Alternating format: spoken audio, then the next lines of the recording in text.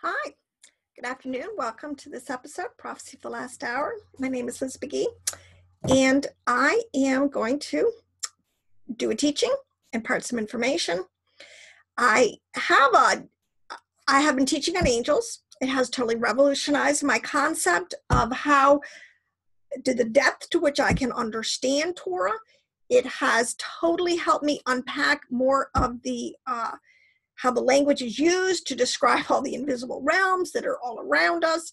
It has helped me tremendously. But today I'm going to sort of shift a little bit and look at angels from a different angle, but I want to give a little more information first, because it struck me, and this is my dialogue with so many people.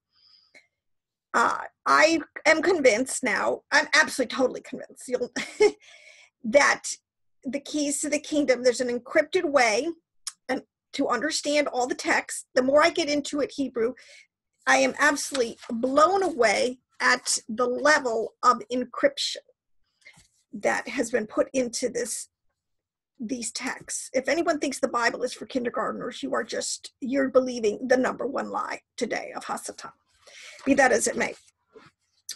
One of the things I want to talk about is literal versus allegorical, because there's always this tension. People who are very literal, you cannot be a literalist and get to plumb the depths of the word of Elohim.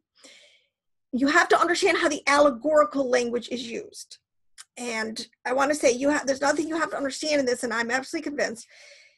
In the role of Judah, one of the birthright blessings of Judah, and I'm going to read it from the Targums because I like the Targums. Targums are like amplified Bibles. They kind of just give you as much information in the text to make sure you truly understand what the text is saying. They did this on purpose because, when they came back from Babylon, the people had lost so much information. So the sages really made a point of going the extra mile to explain in the verses of the Torah as it was coming back what was being implied. So in the Palestinian Targum and the Jerusalem Targum, I'll start with verse 49:1. And it's giving, I don't think it's one, I lost a number in here. So it's talking about the blessings that Jacob is giving the 12 tribes, and he's talking to Judah. And he says, "Kings shall not cease from you, Judah, nor rulers from the house of Judah," right? Everybody knows that. That's the one everyone knows, that the Messiah, the kingship, would come through Judah. But what really only the Jews know this, and this is why they are so adamant that they have the truth, okay? Part of it is because of their birthright blessing. It says that nor safra, which is the word we're just going to use it as the scribes, the sages, the teachers, the prophets, they will never cease to be prophets, teachers, scribes, or sages teaching the law from Judah's seed. That is their birthright. They are the scribal house. We're going to find out in the big picture ones for the whole world. They really were the ones who kept the purest storyline, truth straight. All right. Now, this is going to be a fact. So let me just read the whole thing so you can get the whole context. "Kings shall not cease, nor rulers from the house of Judah, nor Safra, scribes, teaching the law from his seed, from Judah's seed, till the time that the king, the Mashiach, shall come, the youngest of his sons, and on account of him shall the peoples flow together. How beauteous is the king, the Mashiach, who will arise from the house of Judah. He hath girded his loins and descended and arrayed the battle against his adversaries, slaying kings with their rulers. Neither is there any king or ruler who shall stand before him." Now that's so beautiful, and there's so many pieces to this chunk. But one of the things, when it's talking here, and I'll just read it in the Jerusalem Targum, again, 2 witnesses here for the same verse. "Kings shall not cease from the house of Judah, nor Sapharim, sages, teachers, prophets, teaching the law from his children's children, until the time that King Mashiach shall come, whose is the kingdom, and to whom all the kingdoms of the earth shall be obedient." All right. In the first one, the Palestinian, they really flush it out better, because number one, we're still in the season. Because if you understand, I've done some teaching, Messiah ben Joseph and Messiah ben David, the two comings of the Lord. He comes once as a suffering servant, and he comes literally to save the lost sheep of the house of Israel. He comes to open his hand to the Gentiles and say, come, I will, you can come in too if you want to the kingdom of Elohim. And he is doing this up into a point until the king. See, then the second coming, it's the king, Messiah ben David. We know that David represents the king. All right. So Judah will be the scribal house for truth until the time of the Mashiach, the King David comes. All right. So it's pretty clear in that verse to me. Now, what I have been learning, and I'm absolutely adamant on it, the keys. So I'm all about the keys, understanding that's all written allegorically. The Torah really is nothing but a mathematical and an allegorical code that is giving us all the truths we need, especially to win the battle at the last days, especially what's going on in the invisible realms. That's why my study of angels has so helped me. But these keys are for the wise. This is another part it says in Esdras. These keys are encrypted in the mysteries, which is in the deeper sewed level of understanding. I've been through all this, and this is kept in the Zohar. This is kept in Jewish Kabbalah. Now, I'm one of these people out there on YouTube, and I'm saying it, and I'm saying it, and I'm saying it, and I'm making some headway too. praise Adonai. That we do not need to be afraid of this heritage that is in the house of Judah, which is their mystical tradition, which is what the Essenes had. So, the other thing, you have to make this connection. The Essenes were the keepers of the secrets. There's no difference between the secrets that are in the Zohar, where the writings are. The Essenes were keeping this body of knowledge that actually was coming from Enoch. It was Enochian. Enoch, son of Adam in the righteous bloodline, all right? Son of Jared, it was coming down. This understanding is the key to unlocking and to where we are today. Because you start at Enoch, he says these are the words for the wise, the people who are going to finally get it. That from literal to totally allegorical understanding of what the scriptures are telling us, all right? And we're going to get on the same page.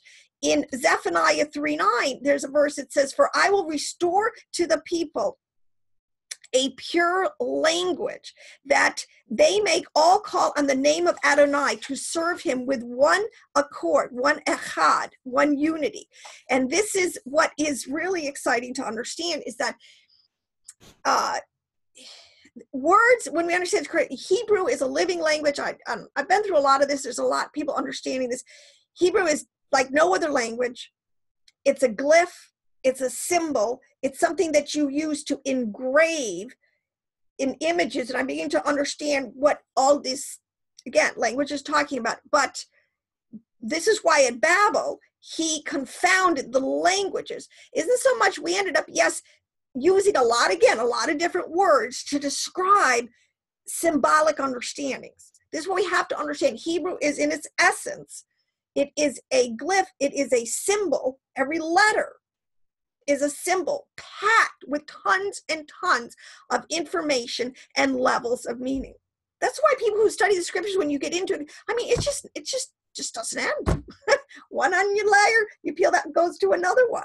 And why wouldn't it? Because we are talking about a transcendent, omnipotent, our Father, Elohim, all right? So, and it's very polysemous. It has many levels of meaning. So, but this is where, in my opinion, now the rubber sort of meets the road. As I said, we cannot be making up what we think these words mean. They have been established. It has been kept in the scribal house of Judah. It has been kept, praise Yahweh, within these houses of Jewish Kohanim down through the centuries. The story of the Zohar is the most amazing story. All right. It has been fought against, and it has been stolen. Not telling you there's not an occultic side to this thing. The enemy, oh my gosh. but that's not what I'm about. That's not what Yuda has preserved for us, all right? And this is our job in the elect, to go in there, to take what is our understanding, our symbols, our knowledge, our wisdom that comes from above, clean it up and put it out for the whole world to see, because it will totally unify. It will put us into one accord again, one echad, and then nothing will be impossible for us, right? This is why he had, if you see it, the dark side was using this, and another, I've said this before, gang up on God scenario, Tower of Babel.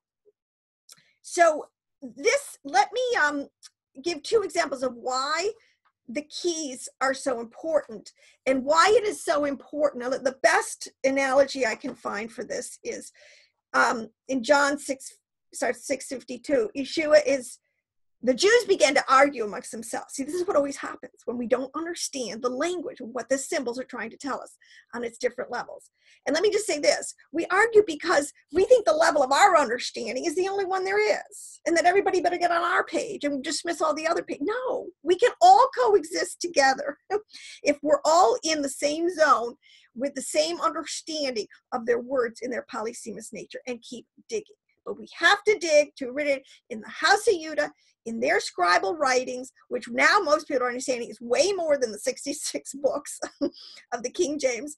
Well, even the King James had more books than it when it was originally printed. And now we're going into the apocryphal works. We're going into the mysteries. We're going into the Dead Sea Scrolls. The Essenes were the keepers of the secret. They understood this language, and their mystical writings are like off the chart in terms of understanding the supernal worlds. So, the Jews are arguing themselves, and they're saying, how can this man give us his flesh to eat? I mean, it's just great. I mean, Yeshua, he just loves to play with their brains. Yeshua said to them, I say unto you, unless you eat the flesh of the Son of Man and drink his blood, you have no life in yourselves. And he who eats my flesh and drinks my blood has eternal life, and I will raise him up on the last day. He said, for my flesh is true food, and my blood is true drink.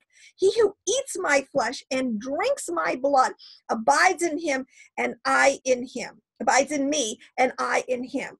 Now the living Father sent me, and I live because of the Father. So he who eats me, he will also live because of me. This is the bread which came down from heaven. And he who eats this bread will never live. I mean, he's just messing with their minds, because if you are a true literalist and you do not want to believe that there are deeper understandings in these words that you can access, you're just, like he said, many of them left it that day and they never came back. I mean, what's he doing? He's telling me I got to eat his flesh. That's cannibal. That is like so foreign. That's cannibalism. What is that? What is he telling us? We are Jews. We understand the showbread. We understand tangible bread. We understand the Kiddush cup, and we're drinking the blood. What is he telling us? All right. So this is a place in our mind. If you really want wisdom, if you want understanding, you have to make that transition. So okay, so I told you with the Zohar, I'm convinced now, and I'm really beginning to, after years, wrap my mind around this. The philosophical, there is a complete, systematic theology that Judah has, their scribes, their teachers, the prophets, they were all on this same page. Basically, in the time of Ezra, when they came back from the Babylonian captivity, those that did, and they were rebuilding the temple, the house, and reestablishing themselves as Jews, practicing the ancient path of their fathers.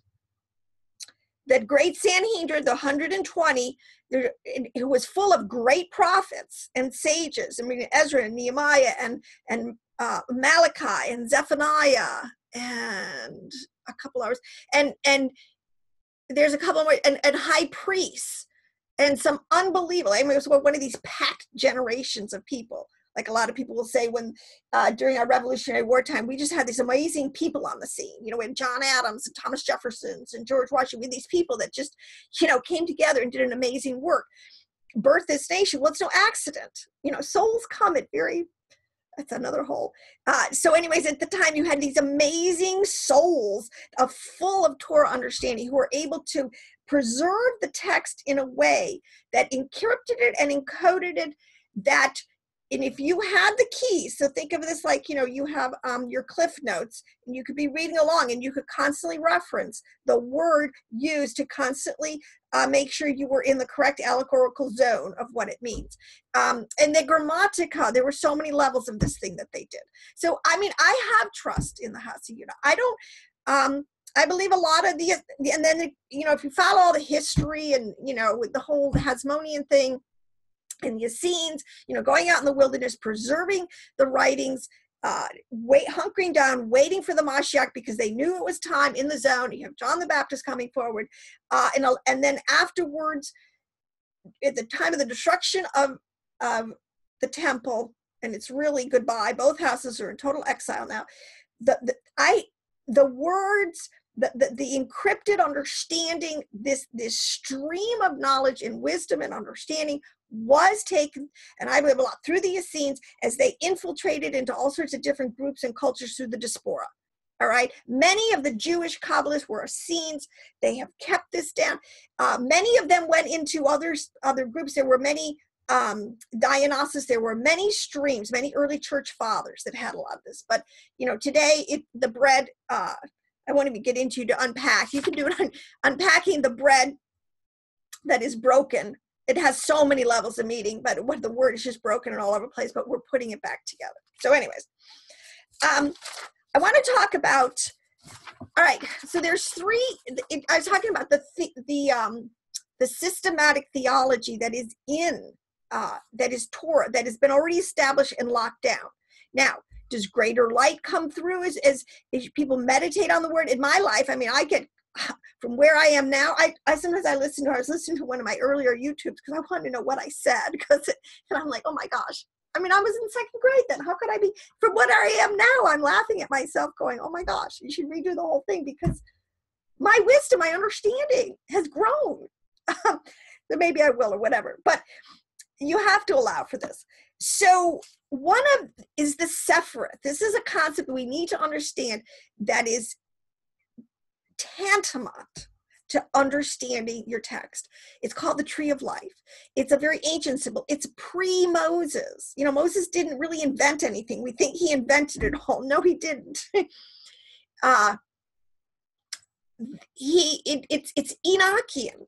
All right. The concept of the tree of life. This is what Adam understood. Adam totally understood this because when he left the heavenly realms, where he was privy to all this, literally seeing these things in I believe with physical eyes, is including his spiritual eyes, his understanding.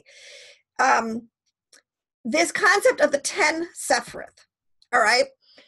Most Christians have a concept of what they call the Trinity, which is three gods in one. All right. That is like a third of the story. There's 10. All right, 10 Sephiroth. Now, what am I saying? I'm going to try to paint allegorically a picture for you of what this is saying using allegorical language, which is what it's meant to do. No one has seen the essence, the purest, omnipresent essence of Elohim, who is outside of his creation at any time. All right. But what we can know and understand about our Father, there's so much we can know. The potter, all right, so if you were to go into verse 68, Isaiah 64:8, the potter and the wheel and the clump of clay is a very popular allegorical mind picture. These are called object lessons. It says, but now, O Elohim, you are our Father. We are the clay, you are the potter, and all of us are the work of your hands. Now, if you were a good Torah keeping, holy, hagios, holy one, kadesh person, tzadik person, righteous person, especially at the time of the judges, the kind of the glory days. Once Israel came out and settled into the land, they really did have many glory hundreds of years, all right, where they really were practicing as kings and priests, and they were at the top of their game, and they were a nation on a hill, a light on a hill. And many, like with Psalm, people would stream in it to get the wisdom and the knowledge and the understanding that these people who had all this amazing information about, and this way, about the high God and about the creation and about how things worked. It's amazing. But, all right, I get so lost in some of these things.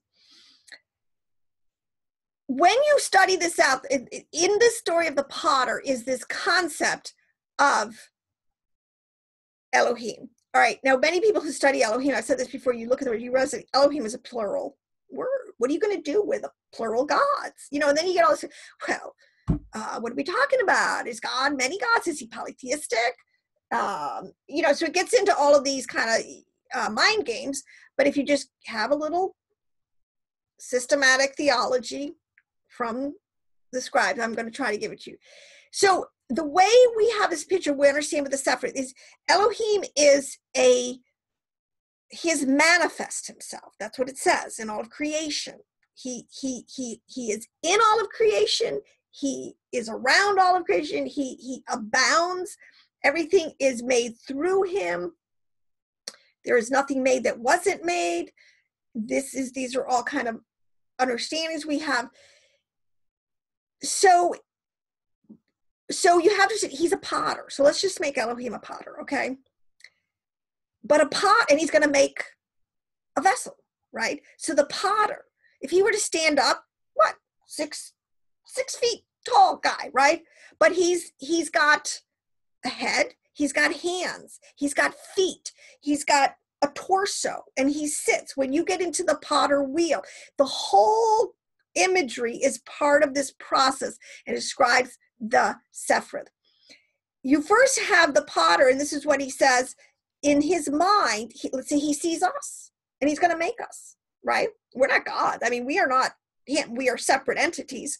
We are made in his image and in his likeness. So what does he do? He sees us in his mind's eye. You have to understand, the potter has, it is emanating from his mind. It's his thought. We are his, you know, we are the apple of his eye. We're a delight to him. He saw us. It says he loved us. He said, oh my gosh, I think I'll make one. I'll make you. You're great.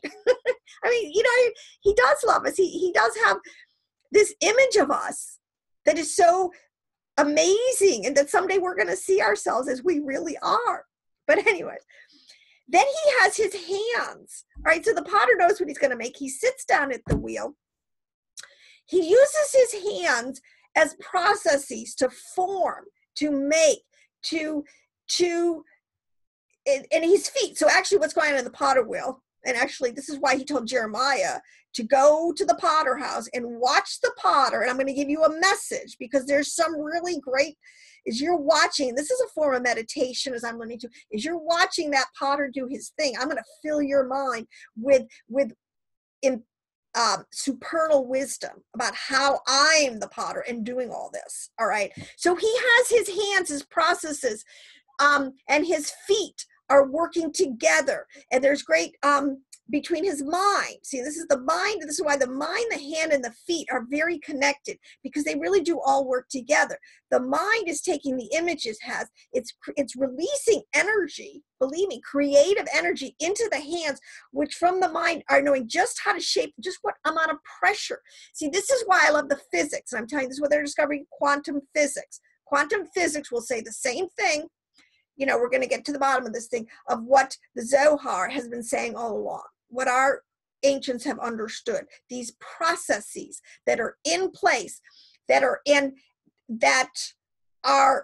processes that Elohim of himself is doing to keep the cosmos created, formed, made, running.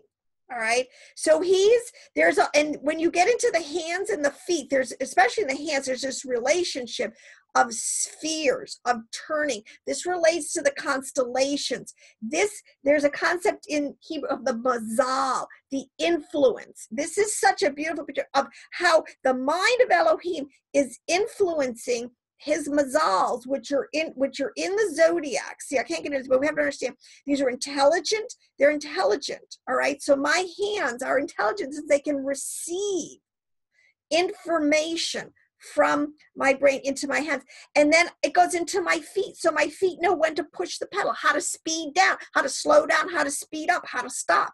It's all part of this process. And then you have the clay. You have, because it's still all part of this thing. He is making out of this clay, which represents the matter, the material, the dust of the earth, the elemental, the earthly, the matter. So if we're talking physics, we're talking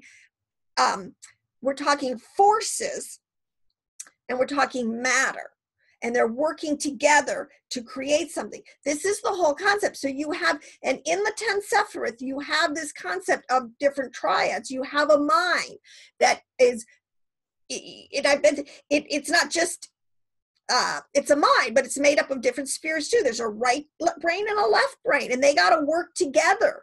Can you imagine if your left hand is not with your right hand in your brain, and so your right hand is trying to make the thing square, and your left hand is trying to make it circle, or it's trying to make the round bottom of the thing, and the other hand wants to make the neck at the same, and they can't work together. That's called dysfunction. Elohim is not at all dysfunctional.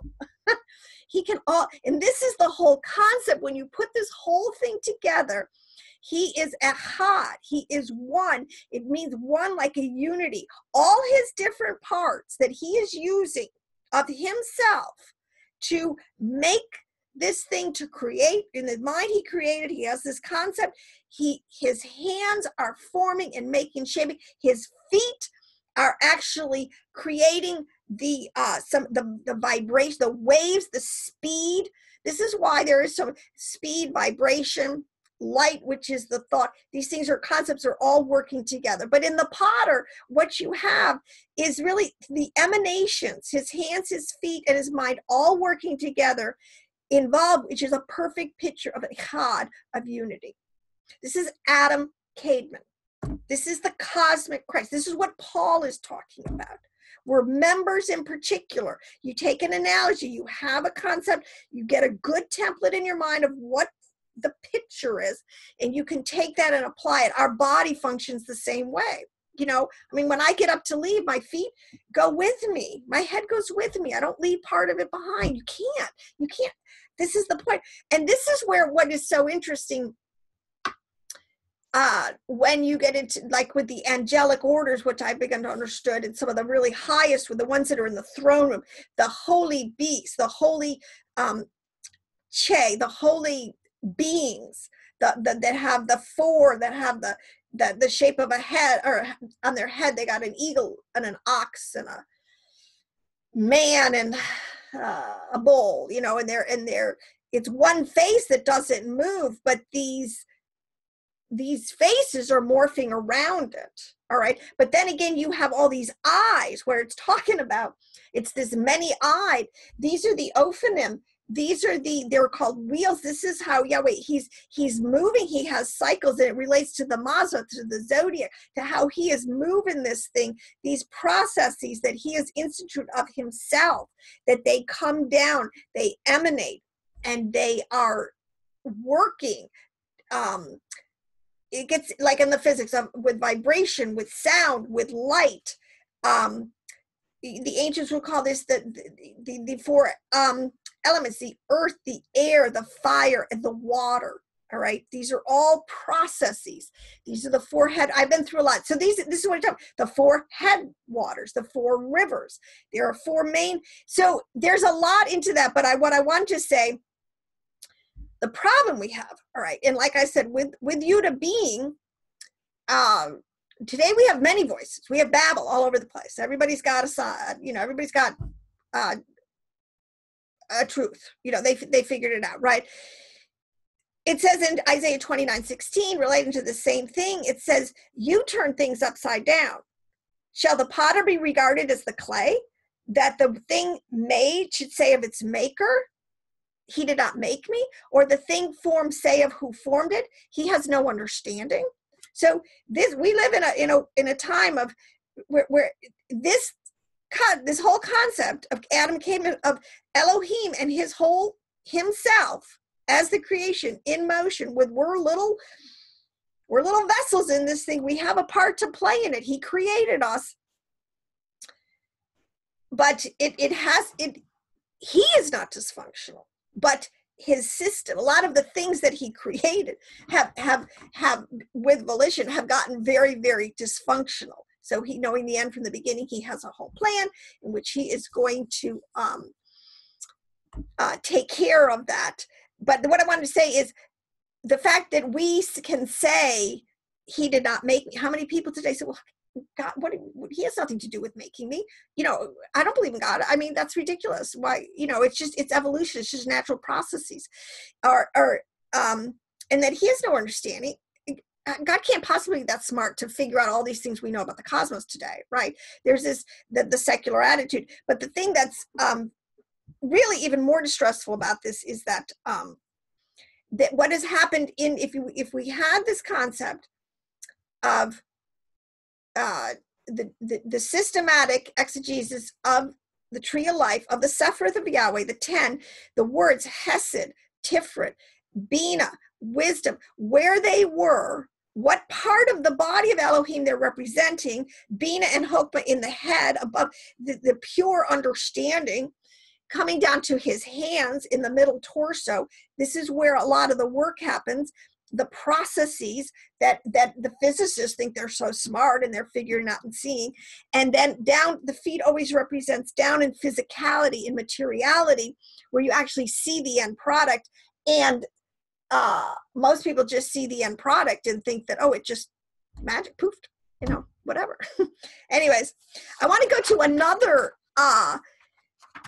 understanding how this concept is told from the Aleph, all right, from the alphabet, and the first letter of the alphabet, which is the Aleph. Okay, it means an ox head. It really means a strong one. So it's really referring to, and it's silent. See, this is the thing. Just because Elohim is silent, but he's really not silent. He's silent in the way we think, because we think all hearing has to be done where it registers in my physicality so that I hear it with these ears. What the ancients understood, and what a wise person today, the elect being, understand, most of our hearing is done in the inside. Let me put it this way also. What they're discovering in quantum physics, what we're going to say is this concept of the inner space, or, the smallest particles, but it's inner space, it is so much vaster and complicated and past finding out to a large extent than the physicality. The real truth is in the inner space concept, which is in the inside. The kingdom of Elohim is inside. Your soul processes are the things that are really, if you could begin to hear, you're going to really get somewhere. You're going to get to the truth, to the bottom of things. But the Aleph is, again, it is a whole picture of Adam Cademan. And it's telling us, and I'm going to pull up a little, let's see if I can do a little screen share. This I have. And can you, let's see if I can reduce that. Okay, let's get this about size. Okay, see this? Aleph. Here is an Aleph. It is first of all, it's a glyph. It's a picture. It tells a ton of information in it. In it is 3 parts. There is a diagonal line, and then there's something above it and something below it. And right away, it's telling us the whole picture of Adam Cademan, the whole picture of the cosmos, the above and the below. All right. It's made up of 2 yods. Let me just say this quick. 2 yods, a top and a bottom, and a vav through the middle. Now, this is telling us on many, many, many levels. There is, this is what it said, when he talks about in Genesis, the upper waters, and when I get to Genesis, the upper waters and the lower waters, this is what this is telling us. The vav is, okay, so you have the 2 yods, which are at the top and the bottom, and then you have that diagonal line. That is a vav. A vav is a tent peg. Let's just stick with that. It translates mostly as a tent peg, but it's a hook. What it really is they call it it's a tent peg, or it's a hook. So it really is and it talks about really in the firmament, which divided the upper waters from the lower waters, and he hooked them together. All right. But there is a division. They're divided. They're separated one from the other. Our soul life and our body are separated. All right. Now we can't see this vav in us, but we are connected. All right. This is sort of the principle. Some of the interesting grammaticas, it's the 22nd letter in the Torah, the vav, and there's 22 Torah letters. And its first usage in all of the text in the Tanakh, it is the 6th word, which is I'm going to put it this way. It is the 22nd letter in the whole beginning of the Tanakh. In the beginning, Elohim created. It's the 22nd letter, and it is attached to the 6th word. Now, man was created on the 6th day. So everything, this is the beauty of the way the Tanakh, everything connects. So you get one truth, you get them all. But he is connected, and we are made up of heaven. Heaven always represents our soul life, is what we're really talking about. The spirit is the high heavens. Elohim is in the high heavens. We're in the heavens, our soul life, and our body, as is below, is the earth. So you have the heavens and the earth. They are connected. Our soul and our body are connected. And it is the connecting pillar. Because the other thing you can do with Hebrew is you can sort of turn it. It doesn't always have to read this horse. Some of like if you take just the tetragrammaton, Yav He Vav He, Yav He Vav He, but you turn it pictographically and you get the middle pillar and you get the left pillar and the right pillar. So it just the pictorialness of this thing is really awesome, and it never breaks. But you have these two yods, and the yods are actually, the yod represents it means arm or it means hand, but it is the first, it is the point. It represents the first divine atom.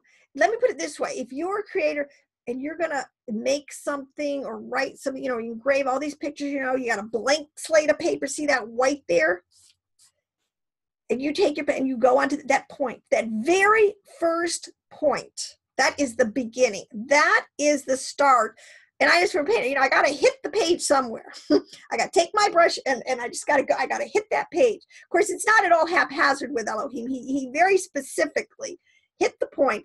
But this atom, this is known, the Big Bang, the concept of, what do they call it? The singularity. It is the first dot. And then from that dot, you move to a line. This is all very spelled out specifically, the whole sacred geometry, the whole grammata of this thing, how it works, and the whole picture of it between Aleph and Bet, the first connection. So you go from a point to a line. And from a line, you can go into drawing whatever you're going to make. And the first thing that is drawn is a circle. So the point gets contained in a circle. That's the concept of the circle in the square. There was the fundamental shapes of geometry, and they combine, and you just look at what we can get. In this Aleph, also in heaven and in earth, as above, so below, there is this whole concept of the binary system that Elohim set up. And it's called the male and the female. In the theology of Israel, the female is always related as feminine as the earth. That's why she's called Mother Earth. The materiality below, the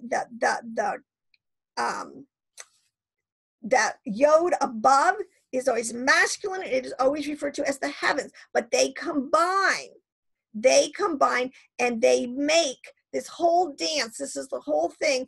The earth is the left side and the right side, and they combine, and it's this whole idea of combination and separation, which is so scientific. You've got to combine and separate everything, whether it is it's chemicals you're doing this with, We have to, we're individuals made up of,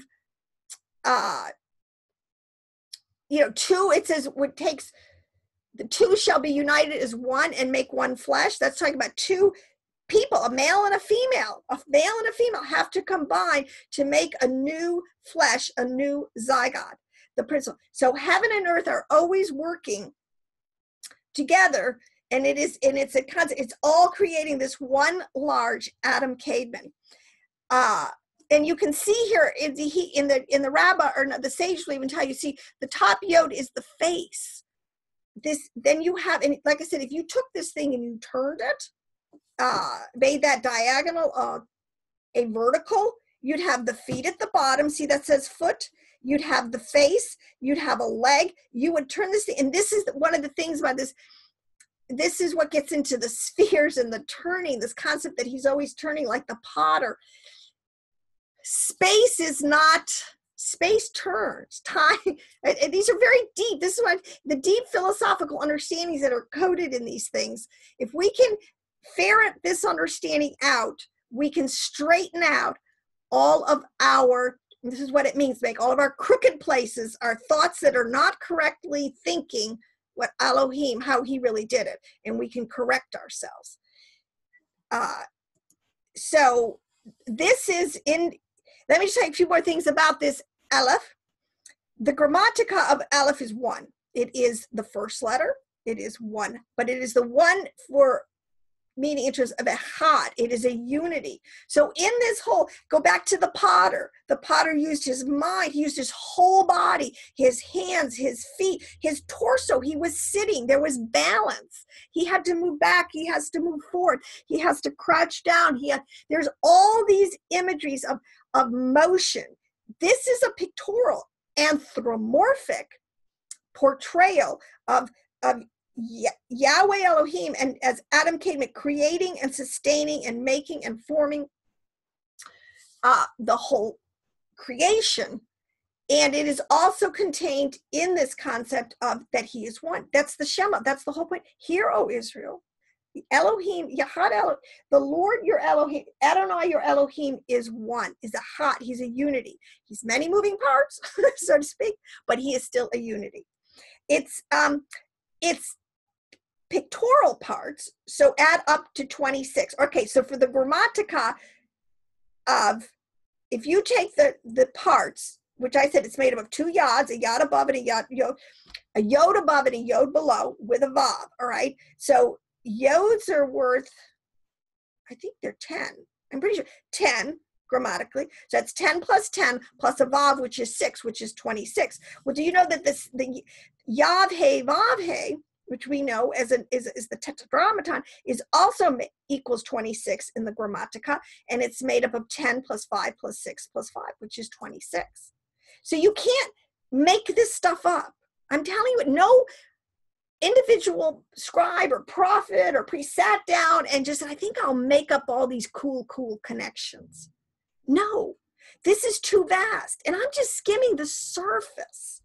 So in the grammatica also of the Aleph, the word, now if you took the letters that make up the word Aleph, Elf and a Lamed and a Pei, it's 1, Aleph is 1, Lamed is 30 plus a Pei, which is 80, which is 111, which is 111. You know, how many times you got to say it? And then that gets into 3, which is the unity, which is you get your God.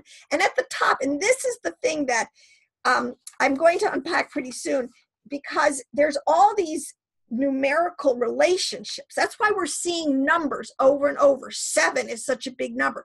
3 is such a big number. 4 is such a big number, over and over.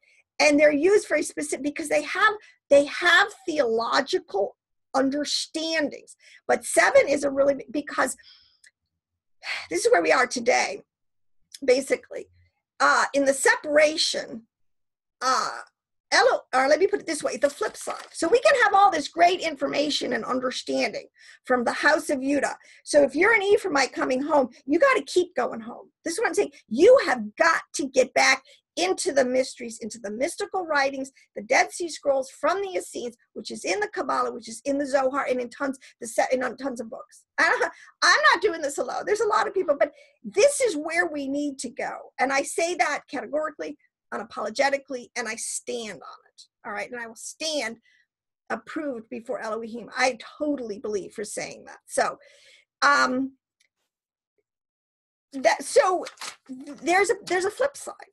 Okay, everything Elohim, the way it is runs today, everything that, Elohim has done, Satan has falsified. We're in a propaganda war. It's always a battle of truth versus error. And I could take the Aleph and tell the sad story. All right. And you have the Vav, the separation. Satan is relentlessly trying to separate us. And he's really done a great job at this point at the end of separating us from our Creator. Most people don't live in a world where we don't even really understand, believe that we have a Father, Abba, Elohim, who loves us, who created us for high purposes, and that the secrets of heaven, see, this is the keys to the kingdom, the secrets of heaven, the things that we can know that were given for our children, for us and our children's children, all down through the ages. This is our understanding. But Hasatan has done amazing of separating us from this information. That's why I want to say with the 7 and the 3. 7 and 3 is 10. The highest Sephiroth, which is where true wisdom and true understanding, and I've been through this, Hokmah and Bina and Ketur, and with this synthesizing into this concept of dot, which is, again, very tree of life, Kabbalistic, is where true revelation is. It's nowhere else. You got to get it from there. If you're going to get it anywhere, you've got to get it from there. If you want to make sure you're getting it from the right source, the headwaters, the top, all right, the beginning. But unfortunately, a lot of the lower 7 understanding of how Yahweh works with the lower 7 Sephiroth of himself has been stolen, repackaged, and is being spewed back to us a little bit in the New Age.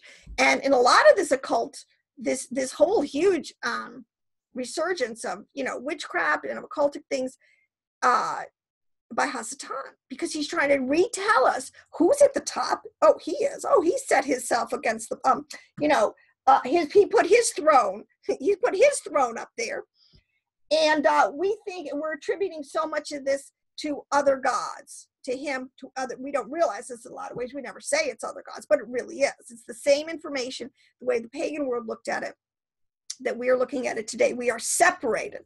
Then it generates. After that, he generates animosity against brother against brother.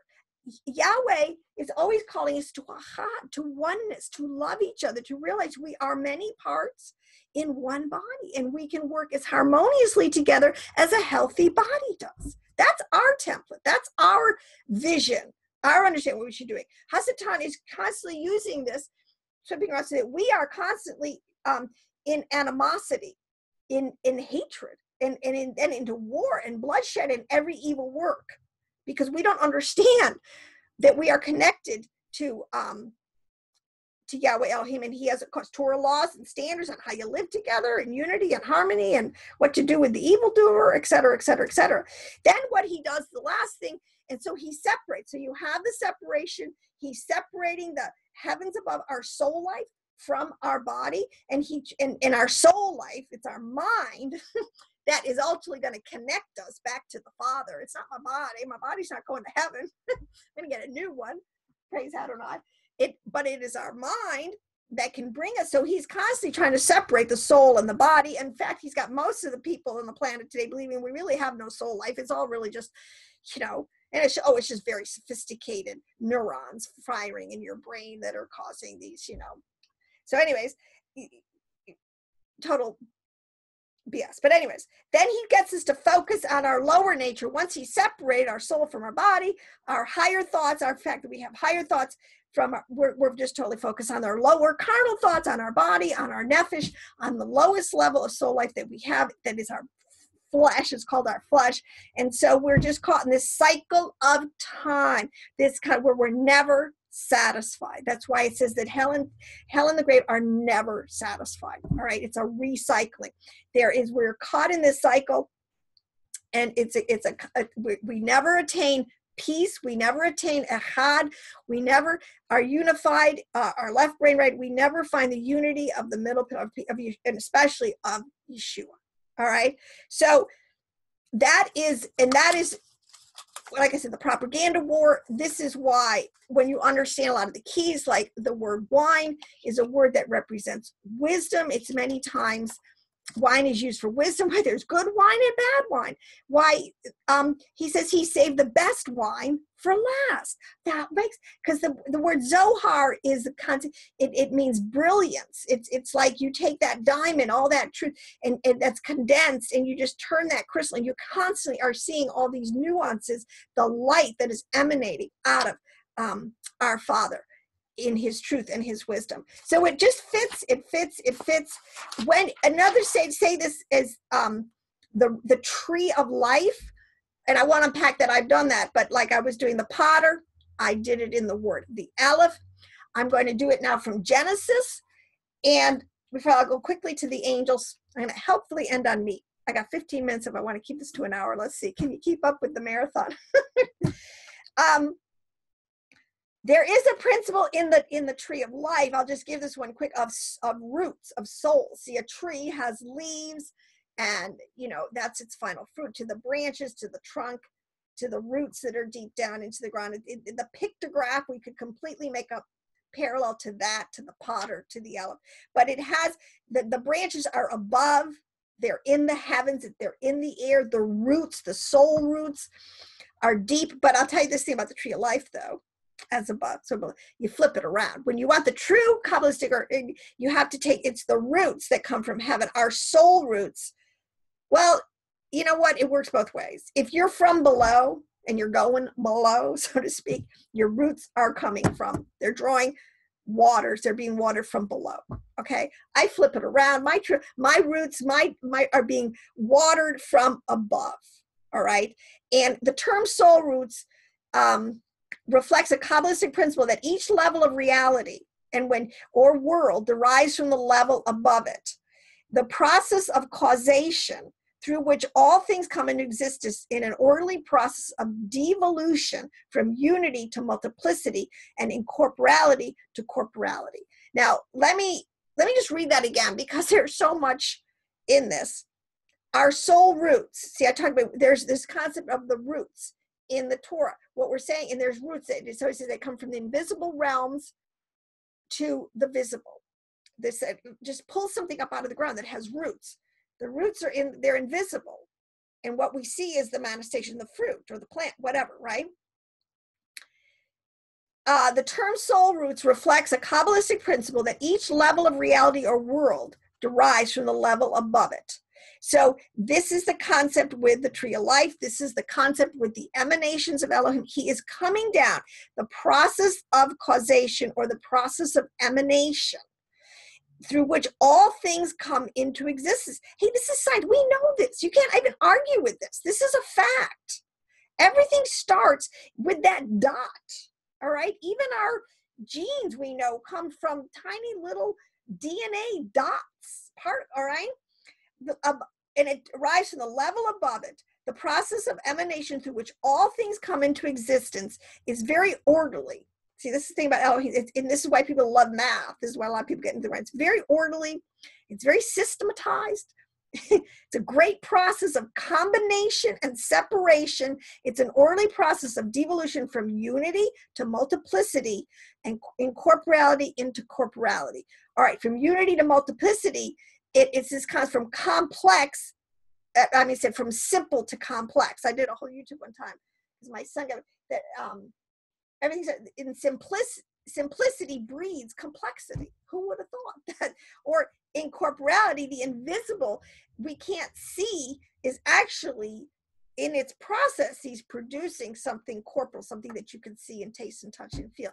These are totally Hebraic. And this is why a lot of cultures have these things, because these are coming from the truth, from our righteous remnant. Now, I wanted to go real quick into Genesis. This is because I'm trying to do this marathon run again. People speak to the literalist. You're causing a lot of problems. We need to believe in the kings of the kingdom. And I have a little piece of news. Let me just say this right now, because I'm having a guest, an unbelievable gentleman who I have talked to through the years, who I consider a real friend and brother in the Lord, Robert Farrell from Apocryphal 1970, has a great YouTube channel, is going to be with me. We're going to tape a show together. And I don't know if I can live stream it. I think I can figure out how to do this, and I'll try to put out some announcement. But it's going to be with me next Thursday, 9 p.m. Eastern Standard Time, 8 p.m. Central. We're going to show to, because Robert is like the father of this concept of the keys, the upper wisdom and the lower wisdom. He really saw it, and he continues to see it, has great writings.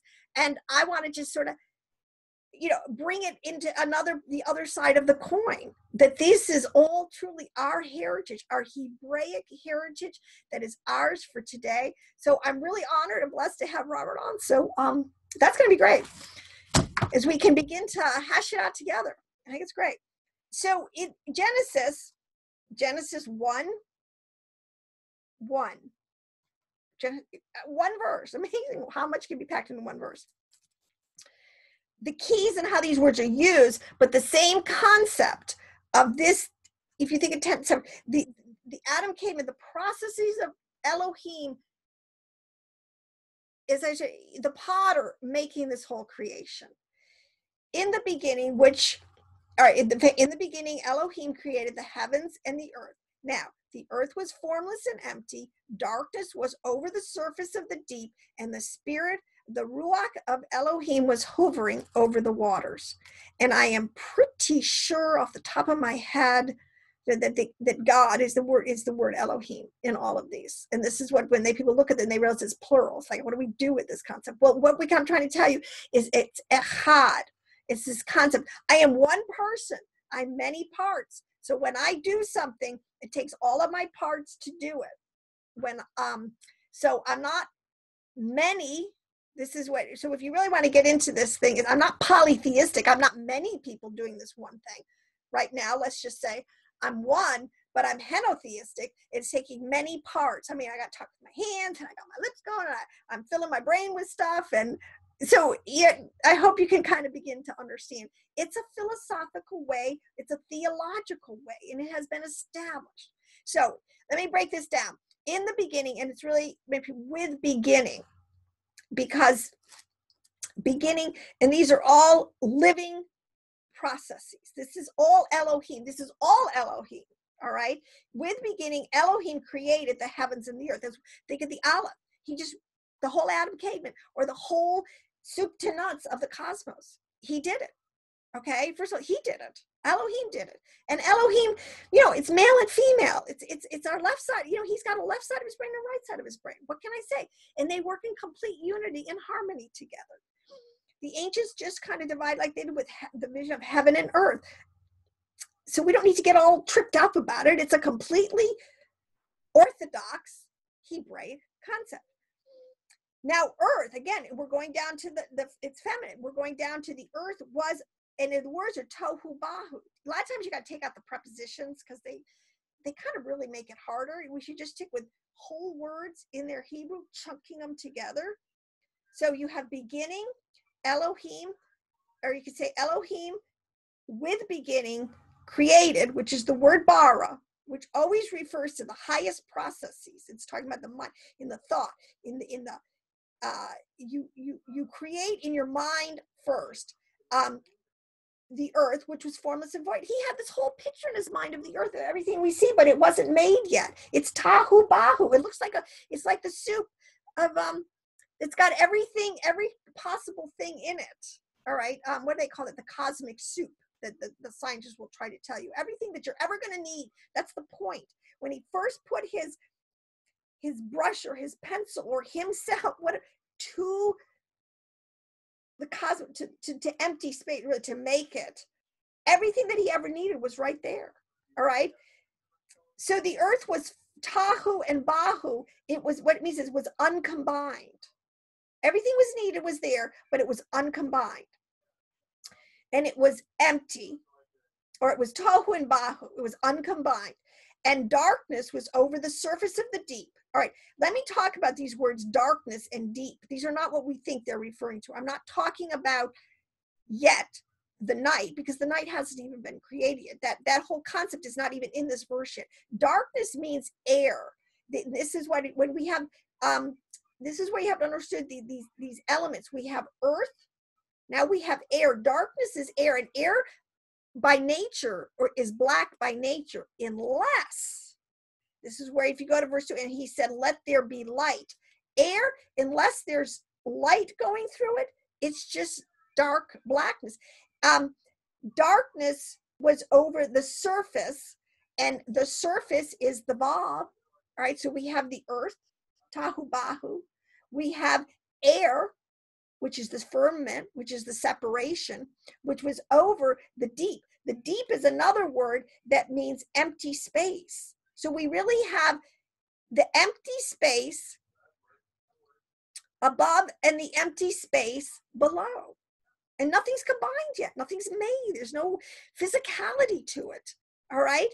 And the spirit of Elohim, and was hovering over the waters. And actually, this is what is so interesting, because you have spirit, and here you have the Godhead. You have the spirit, the waters, and Elohim.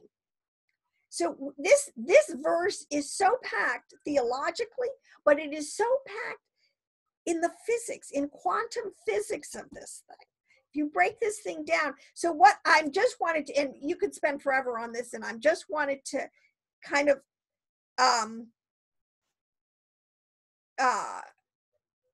whet your appetite and understanding that these words like darkness is just talking about air that has no light in it. It's black by nature. The deep is a word that is akin, and I believe I'm correct, to the ether. It's just this huge expand, like he blew up the balloon, or they'll say this, he just blew up the balloon first with all the air and all the empty space. He made, the outer form of this thing, from earth all the way to the heavens, everything above, and his spirit, he blew into it.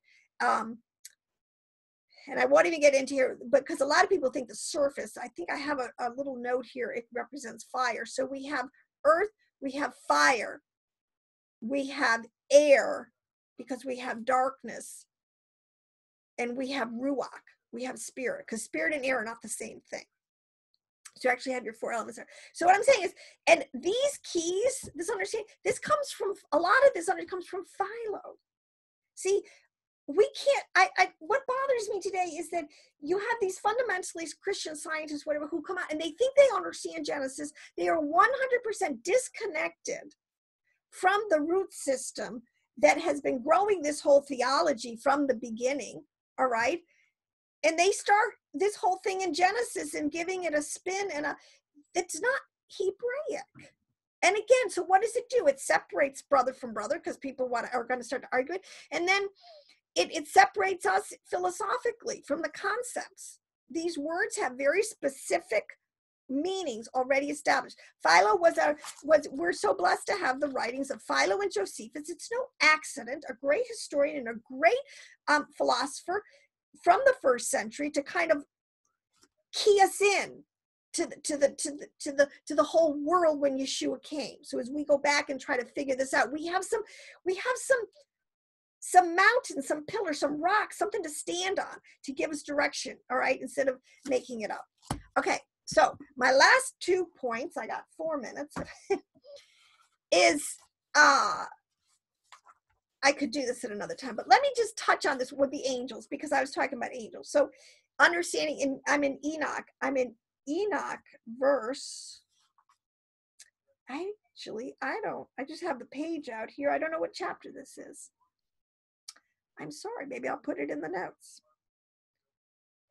But anyways, in chapter something, sorry, in verse 17, it starts out here, because angels, see, the other thing that he established, once he, Elohim, the Sefer, the tree of life, that's him, he kept this thing running, so to speak, with his deputies, with his shepherds, with his kings, they have so many, with the angels, all right? And this is where you get into the angelic hierarchies, and in every dimension and in every sphere. Within the Sephiroth is a dimension, it's a sphere, it has a sphere of influence.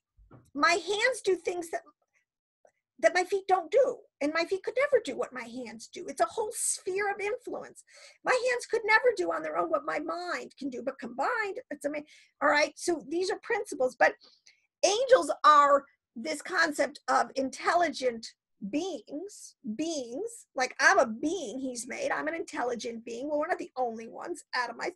There's angels that have, there's Sephirim and cherubim, and there's the Ophanim, and there are quote unquote the lower Elohims, and God, there's so many words. There's the Meleks, the messengers, all right? These are all, but in the Bible, there are many times they're translated with these words. So this is why I want to key us in.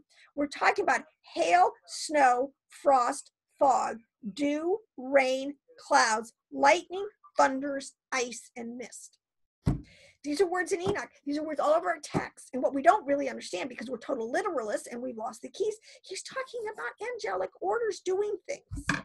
All right? So it says in Enoch here in 17, and the spirit of the hoarfrost is his own angel. Now, let me put it this way. Let me tell you something here. This and the spirit of hail is a good angel. Oh, so hail is a good angel, we've just learned. The spirit of the hoarfrost is its own angel. And so you have hail, and you have, it's translated, sometimes there's so many different translations for these things. And he has let go the spirit of the snow on account of its strength, and it has a special spirit. And that which ascends from it is like smoke, and its name is frost.